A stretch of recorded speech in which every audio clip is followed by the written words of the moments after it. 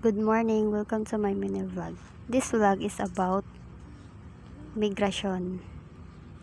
Migration. Ito ay ang paglipat ng tao mula sa isang pook patungo sa ibang pook upang doon manirahan ng pandalian o pangmatagalan.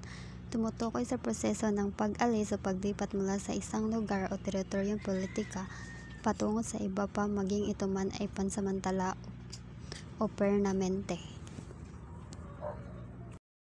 May dalawang uri ng migrasyon. Una, migrasyong panloob. Ang migrasyong panloob ay ang paglipat ng isang tao o pamilya mula sa ibang bayan, lalawigan o rehiyon patungo sa ibang bahagi ng bansa. Pangalawa, migrasyong panlabas. Ang migrasyong panlabas ay ang pagpunta ng isang pamilya sa ibang bansa upang doon manirahan. Ito naman ang mga dahilan ng migrasyon.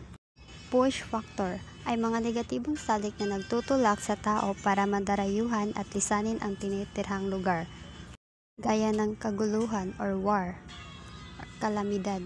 Pull factor ay mga positibong salik na humihikayat sa tao na namandarayuhan sa ibang bansa.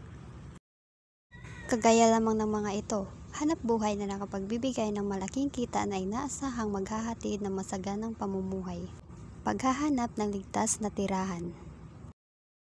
Pag-aaral o pagkuha ng mga teknikal na kaalaman partikular sa mga bansang industriyalisado. Panghihikayat ng mga kapamilya o kamag-anak na matagal na nanirahan sa ibang bansa. That's all. Thank you for watching.